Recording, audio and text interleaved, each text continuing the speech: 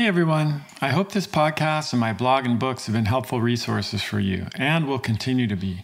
But if you've been struggling with a chronic health problem and are feeling stuck, consider coming to work with my team and me at the California Center for Functional Medicine.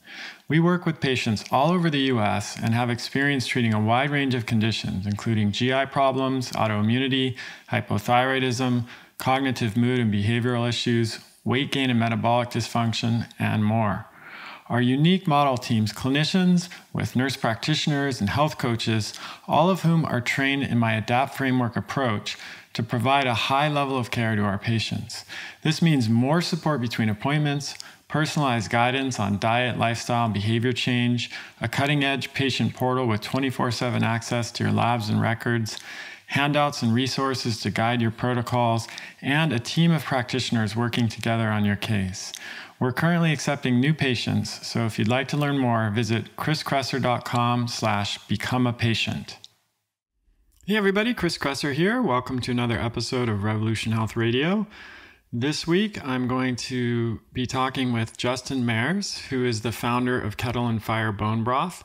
He started Kettle Fire with his brother after his brother suffered a terrible knee injury and was looking for foods to help with recovery. And now Kettle Fire is sold in 6,800 plus stores and is available on kettleandfire.com. I really love this company. For many years, it was impossible to buy a high quality bone broth in the store, and Kettle Fire has changed that. And I became an investor in the company because I really believed in their vision and how they were transforming the landscape with healing foods like bone broth. So I invited Justin on to talk about his backstory, how he got interested in bone broth. We're going to dive into the benefits of bone broth, and then talk a little bit about the issues with commercially available bone broths, why he started Kettle Fire, and what it's been like to run a, nutrient-dense whole food company in this current environment. I know a lot of you out there are interested in this topic and have asked questions about it. And, I'm personally interested in it as well, because I think changing the availability of food products and shifting how we spend our money and where we direct our attention as consumers is a really important part of this movement. So I hope you enjoy this conversation, and let's dive in. Justin, welcome to the show. I've really been looking forward to this. Yeah, thanks for having me. Super excited to be here. So let's start a little bit. I always like to start with the backstory. How did you come to this? How did you get interested in bone broth and starting a company dedicated to bone broth? Yeah, no, it's a funny story. So I don't know if many people know this, but I started this company, Kettle Fire, in late 2015. I started it with my younger brother, actually. So he was living in Philly with my parents. He was 18 at the time when we started the company. I was living in San Francisco and was working in the tech space, traveling a lot and doing CrossFit. And doing with all the travels and everything and doing CrossFit, I wanted to make sure that I was giving my joints and sort of gut health and the support that I wanted. And so I was trying to incorporate bone broth into my life, but every single time I traveled, I just didn't have time to make it. And when I went to the grocery store or, some restaurant, they just never had it available. Mm-hmm. And so that was kind of my experience. And then a couple months into 2015, my younger brother, Nick, and co-founder, he tore his, all the ligaments in his knee playing soccer basically, and was bedridden for, it was bad. And so he was bedridden for 7 weeks after his surgery, and was just talking to me about, what can I do to recover? What foods can I eat? What things can I take in to help accelerate this process? And when I recommended bone broth, he looked everywhere for it in the Philadelphia area and just couldn't find it. And so between you can find broth, but not bone broth, right? Yeah, exactly. I mean, now you can. now you can find Kettle Fire almost everywhere, which is awesome. But at that time, there was just the really thin, broth without any of the good stuff in it, right? Yeah, exactly. And so between the two of us, we figured that we both had this problem, so decided to start a business, Kettle Fire, that solved that problem. That's amazing. I want to talk more about the business in a little bit. I think It's really interesting to me. I mean, I'm active in this space, and I believe that, creating companies that embody this vision and this mission that we have of increasing access to nutrient dense whole foods, and making that available to a broader population, and actually, getting the attention of bigger food companies, and making it part of not the mainstream food environment is a critical part of this movement. And so I'm also, I'm always really interested in hearing a little more about what's it like, to be working on the front lines there, because that's not what I do, but it's of interest to me. So I want to come back to that in a little bit. But let's start by talking a little bit about the benefits of bone broth. I mean, you mentioned, of course, joint health and healing from soft tissue injuries like Nick had, but let's go into a little bit of detail on this. Sure. Yeah, I mean, I can chat about it, or you can take the reins as you're much better background to talk about this than I have.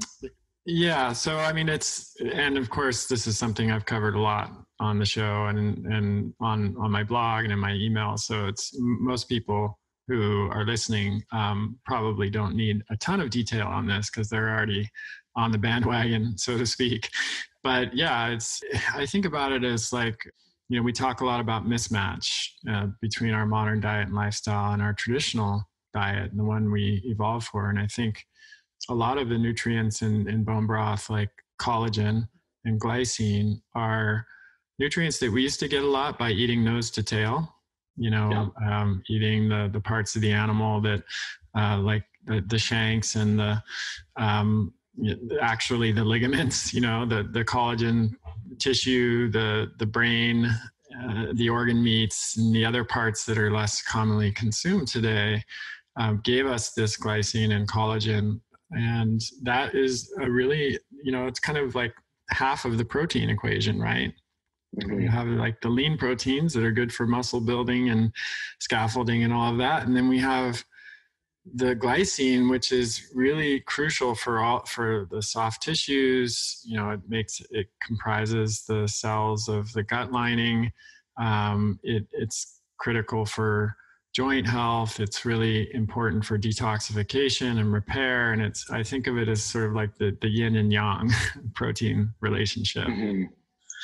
And we also know that, some of the studies that have shown that higher protein intake is associated with, increased cancer risk. That's almost certainly just higher intake of methionine without enough glycine, what you get from bone broth. So it's really critical. And it's something that, unfortunately, in the modern diet, is not really part of the equation anymore. Most people, especially if they've transitioned, they were influenced by the sort of low-fat dogma. They're eating like boneless, skinless chicken breasts. They're eating lean beef with instead of like oxtail or shanks or chuck roast or something like that.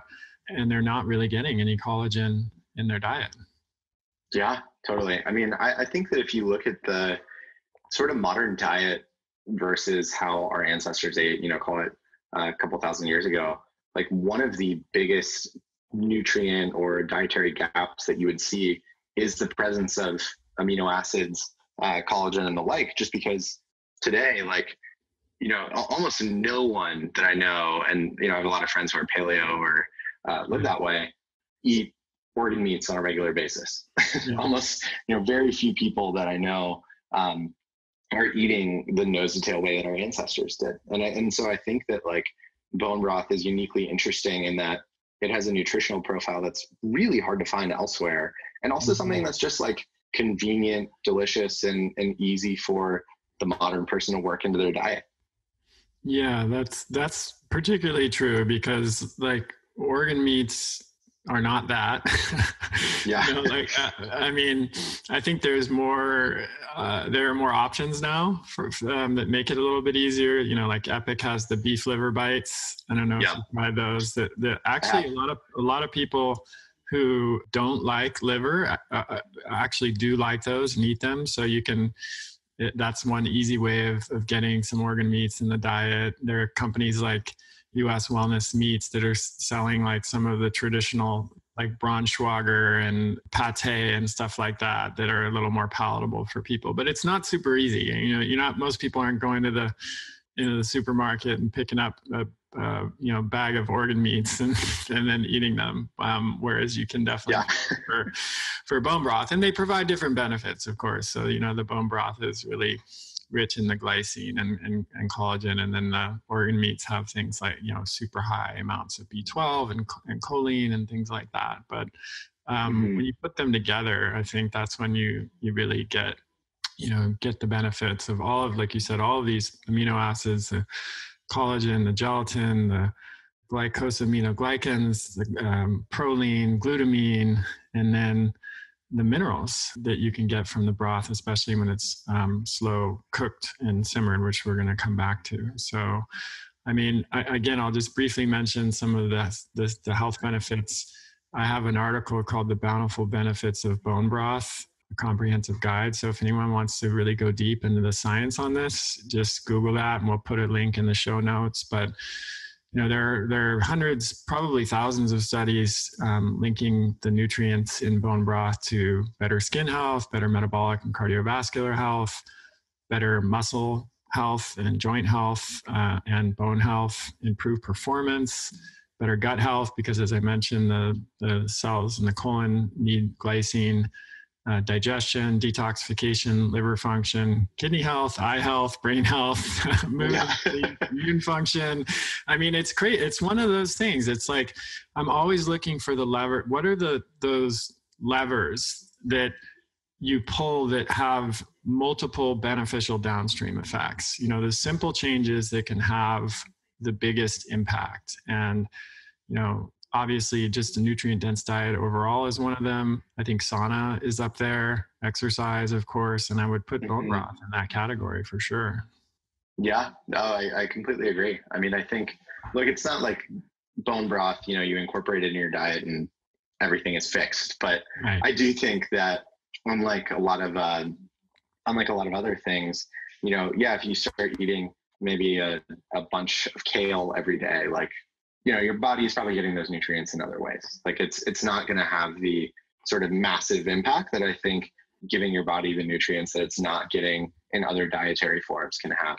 Right. And of course, that's especially true if you're eating a diet that doesn't have these nutrients, if you're, and that could be a lot of different diets. That could be a vegan diet, but it could also be like a paleo diet that is really built around lean muscle meats, which is often the case for people, especially in the early days of paleo. It was like a lot of it's changed now, but like a lot of the cookbooks were all lean meats. So it was, one night it would be steak and vegetables, and next night it would be, boneless, skinless chicken breast or something. And there was still a little bit of the fat phobia that was happening there. And if you do that, that's the only situation, as I mentioned earlier, where I do get a little concerned about excess lean protein without glycine and all the stuff in bone broth and without the nutrients in organ meats.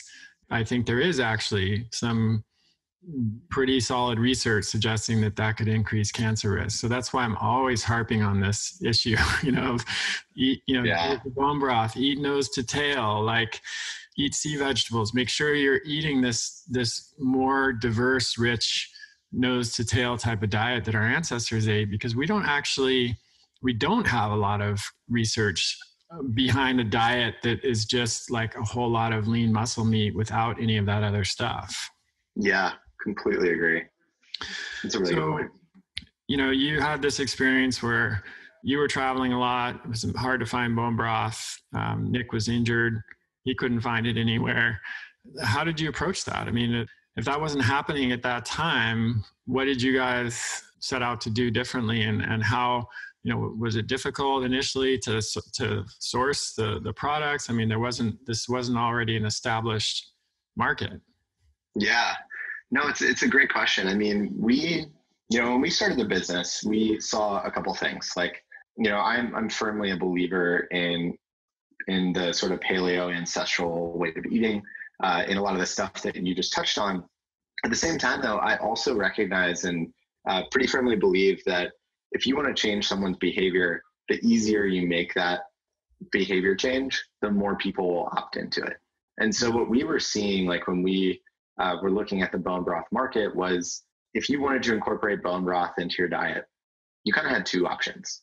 Option one was you go to your local farmer's market, Whole Foods, whatever it is, buy a bunch of grass-fed bones, learn how to make bone broth and cook it for 24 plus hours while like stinking up your house and causing marital issues. Remind me to tell you a funny story about that after you finish. Will do. And so that was one option. And like for a lot of people, cooking anything 24 hours in today's modern world is just not super feasible. And then the other option was you go out, mostly to a farmer's market, and you buy a massive bag of frozen bone broth, like put it in your freezer, and whenever you want some nutrient or you want a cup of bone broth, grab it out of the freezer, take an ice pick, chip off what you want into a cup or onto your stovetop, heat it up, and do that. And so we just saw these huge barriers to the average person actually consuming bone broth. And so what we decided to do is spend a lot of time, and it actually took us about a year, figuring out how we could package bone broth, made with high quality ingredients, 100% grass-fed bones, long cook times, all of the good stuff, into a package that was still convenient and didn't require freezing or refrigeration or anything like that, but also didn't use any additives, preservatives, or any of that, nasty stuff that was in all the other products that were out there. And so we spent like a year, literally a year. We had to call over 350 different co-packers. Co-packers are like the industry term for people that you work with to manufacture your product. We had to talk to hundreds of different ranchers or grass-fed ranchers that had bone capacity and figure out how to make a recipe, how to package it in a box so that it like wouldn't go bad, but also didn't use any additives or preservatives. And so after a year, like we finally found a manufacturing partner that could work with us on our process, which is a pretty demanding process. Like we have very high bar for ingredient quality. We cook every single batch for more than 20 hours, which as a manufacturer is kind of it was hard to find someone because they're used to making soup. What are you talking about? 20 hours? Yeah, right. Exactly. Like if you're Campbell's or Pacific, everything you make, you're cooking less than like 3 or 4 hours. And so to use all of your manufacturing equipment and tie it up for 20 hours, like that's quite expensive. And so it just took us a really long time to figure out the recipe, find a partner that would work with us. But once we did, and then figure out the packaging process. But once we did, the response from the community was pretty exciting. And immediately it was something where we felt like, wow, this is something that people really want, which was super exciting.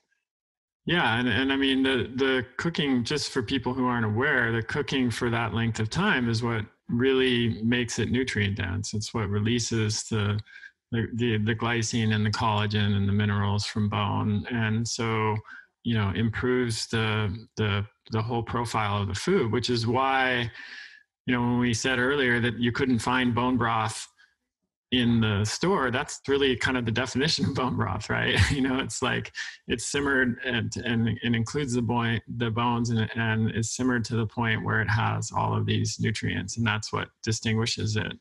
As like a visual test, right? The way you can tell the difference is, I mean, if you open up Kettle Fire, for example, or you make your own bone broth, you're going to see that gelatin, that collagen and gelatin. It's going to be obvious that it's a thicker broth than like something like Pacific or Campbell's.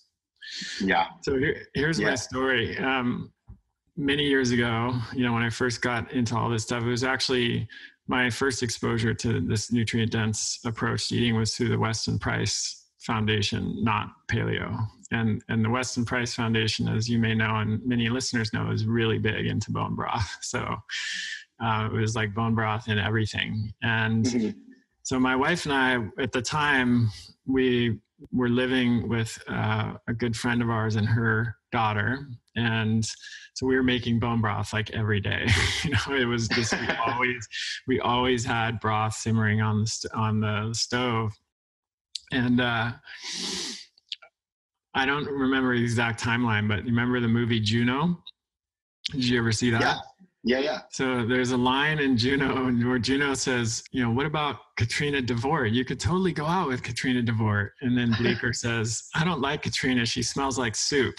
I mean, her whole house smells like soup. And so when we saw that, we watched it with my friend and her daughter. She had said the same thing. She's like, I don't like coming home because our house always smells like soup. It's totally true. I mean, it's awesome. A small price to pay for nutrient dense. I know. Shortly after, it's notable, right? Yeah, I mean, shortly after we launched the company, it was hilarious. We had a woman who was basically going through some like a gut rebuilding protocol, and so she was drinking 1 to 2 boxes of bone broth a day. I think she had Lyme disease that had just totally wrecked her gut health, a couple of years previous. And so she emailed us in all caps and was like, your product is saving my marriage. Like, my husband didn't want to come home to me cooking bone broth all the time, and now I don't have to. And she was just so thrilled about it. It was hilarious. That's funny. Yeah, I mean, we still occasionally will make our own broth, but I have to say, just you got to choose your battles, right? Yeah. And the main obstacle before was there wasn't any option. It was either make bone broth or not have it. And now with with Kettle Fire, it's really super easy and simple. And I don't feel like I'm making any sacrifice there. So, and there's a whole bunch of stuff we used to make, like sauerkraut. We made our own sauerkraut in a big crock. We made our own kombucha. We made like kefir and kefir water, and that when you put all that together, it's kind of a full-time job. And yeah, I've got other full-time jobs and kids, and I still like to do some of that stuff when I have time, but it's really nice to have the option not to do it. And that's what's so cool to see, like it just in the time that I've been doing this, in the last 10 years, like at that time when I first started, it was really hard. You could walk into a store and there wasn't a lot that you could get to help meet, all of the various needs that you have. And now I can go into a store and I can get, really great raw sauerkraut. I can get kefir that's made with, whole organic milk. And I can get water kefir. I can get kombucha. I can get bone broth. I can even get, epic liver bites to help me get more liver in my diet. And I just love what I'm seeing in this industry. Like you said, like the response has been so strong, like, because people are hungry for this stuff. And as you also said, they want it to be easy. They don't want to have to totally turn their life upside down in order to make it.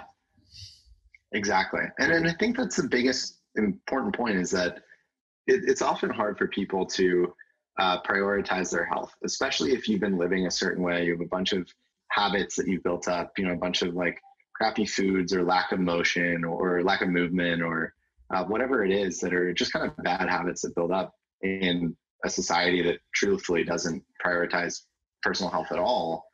I think it just becomes really easy for people to fall into a set of unhealthy habits. And the harder you make it for them to change, I think the more resistant they are to that change, and like the less likely they are to actually make the meaningful lifestyle and health changes that they need to make.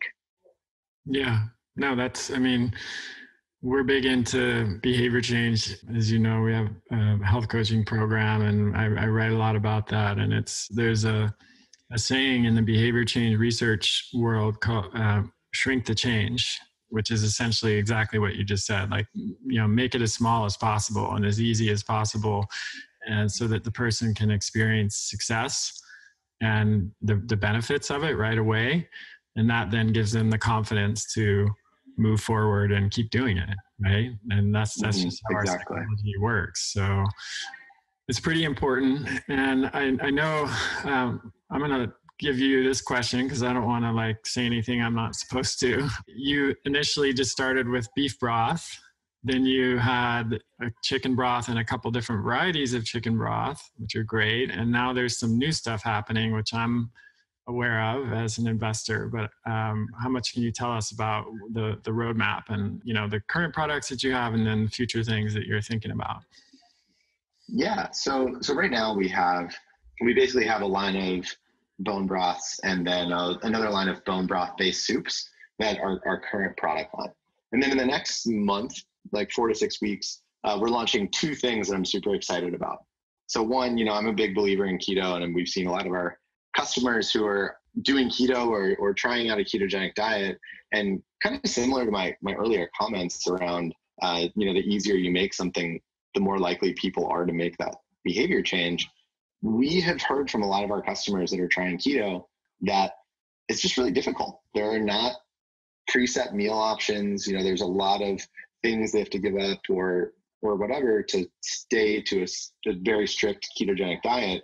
And so what we're launching is a line of bone broth based keto soups that I think are going to be pretty phenomenal. Like, not only are they keto compliant, so it's a super easy, ready to eat meal, on the go that fits your macros, but we also included bone broth in it, which has a bunch of electrolytes, which helps with people who are just starting keto and kind of trying to get over the keto flu.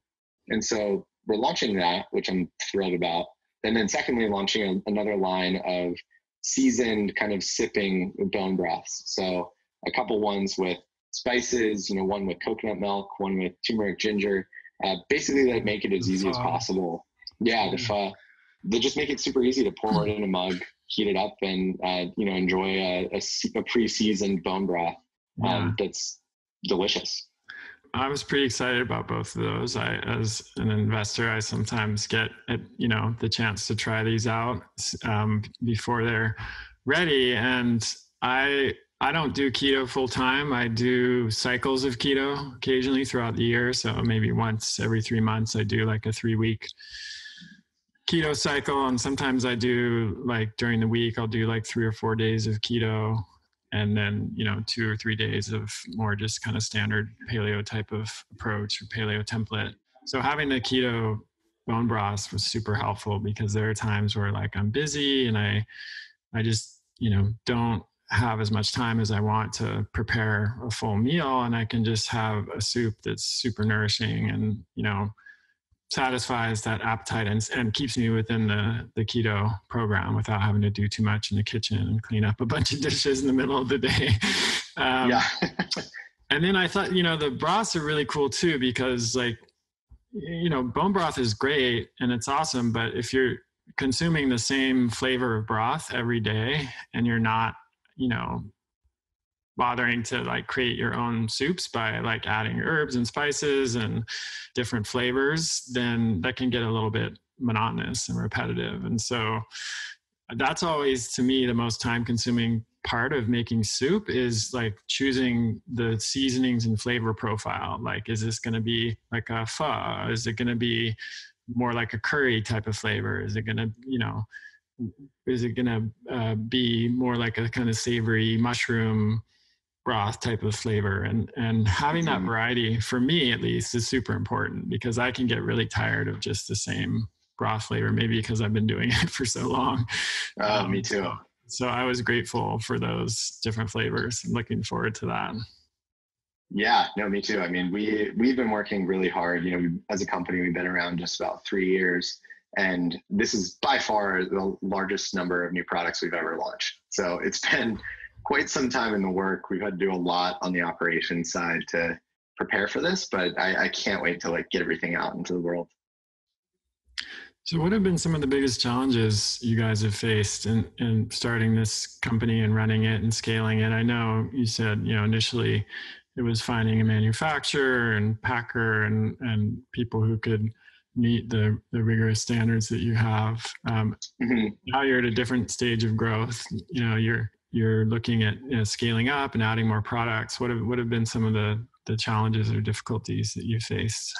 Yeah, it's a great question. I mean, the answer is we've had quite a few, but we, one of the things that happened that I think all of us were unprepared for was just how quickly the company grew. And so what we thought would be kind of a nice little side business or side project that, some people in paleo would be into, and it'd be like a cool business and a great way to connect with that community that I'm a part of.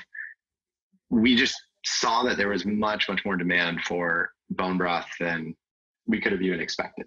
And so pretty quickly, we realized that buying the amount of bones that we need to keep up with production, and doing so while still keeping our ingredient standards high, like 100% grass-fed, grass-finished. Right. GAP level 4 for those who know Whole Foods animal welfare rating.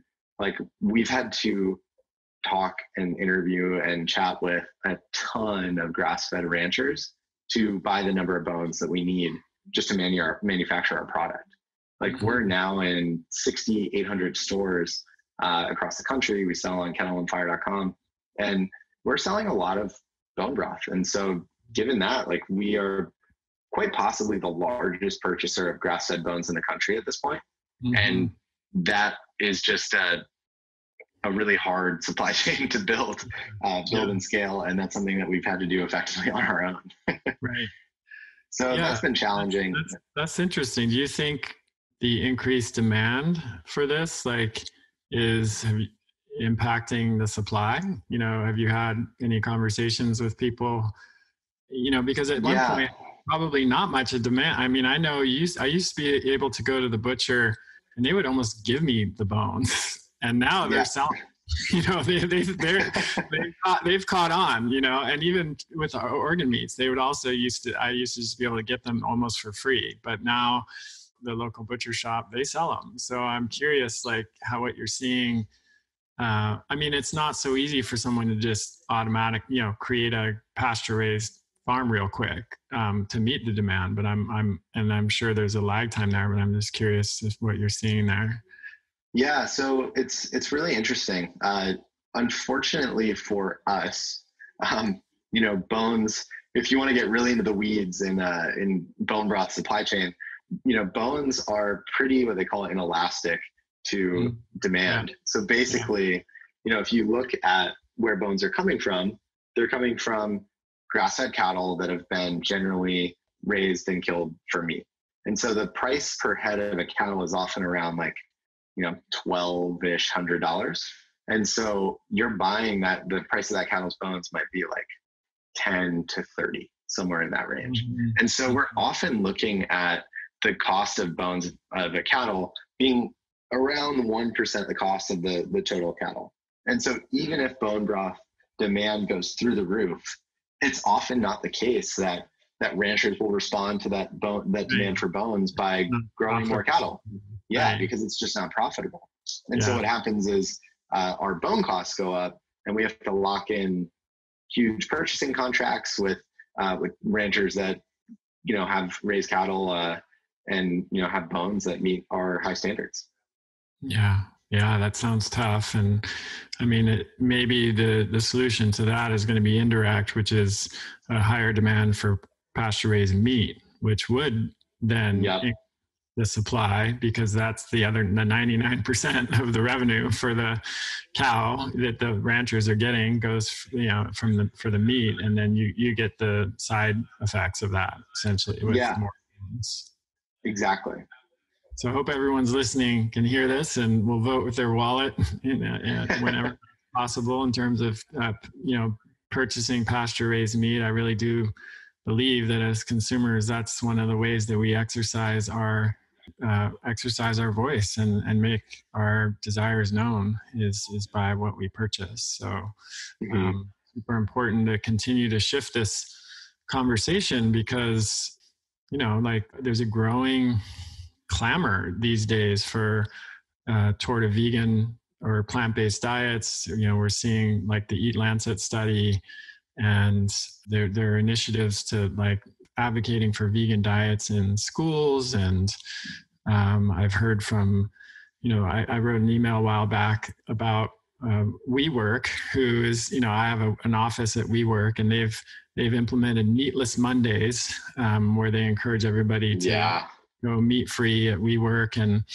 their employees. And there's no doubt that factory farming is problematic on every level, nutritional, environmental, ethical, but there is another way, and that other way will only be sustainable and possible if we all vote with our wallets. So completely agree. Yeah, it's activism that is also good for your health and tastes a lot better. So Well, and then when you look forward in terms of what's, what the next steps are for Kettle Fire, what do you have in mind? Yeah, it's a great question. So I think that in general, our mission is to bring bone broth back into the American diet and the American way of eating.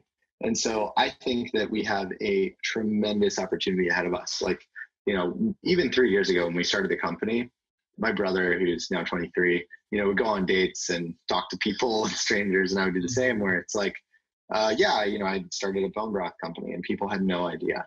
And that's happening less and less now. Like, I think bone broth is getting more popular, but I think we still have a way to go. Like, if I think about how powerful this stuff is and how good it is for people's health, like, I would love to see a world in which drinking bone broth is effectively as common as drinking coffee or tea. And I think that we are in a position, and we're going to be the company that can help make that happen and help bring the health and healing benefits of bone broth to more and more people all over the country. Nice. Well, thank you and Nick, for the great work that you're doing. It's awesome just on a personal level to have, I really enjoy the products, and it's great to have something so easy and convenient to recommend to all my patients and, all of the clinicians and health coaches we're training, and loving the new products that you've come out with recently. So congrats on all of that. Thank you. Appreciate it. Yeah. And I appreciate your support, from very, very early on. You've been a huge supporter of ours, which is awesome. Yeah, it was very easy to see that this, the need for this. So I'm glad you guys stepped in to fill it. And thanks everyone for listening today. Keep sending your questions in to chriskresser.com/podcast questions, and we'll talk to you next time. That's the end of this episode of Revolution Health Radio. If you appreciate the show and want to help me create a healthier and happier world, please head over to iTunes and leave us a review. They really do make a difference. If you'd like to ask a question for me to answer on a future episode, you can do that at chriskresser.com/podcast question. You can also leave a suggestion for someone you'd like me to interview there. If you're on social media, you can follow me at twitter.com/chriskresser or facebook.com/chriskresser L.A.C. I post a lot of articles and research that I do throughout the week there that never makes it to the blog or podcast, so it's a great way to stay abreast of the latest developments. Thanks so much for listening. Talk to you next time.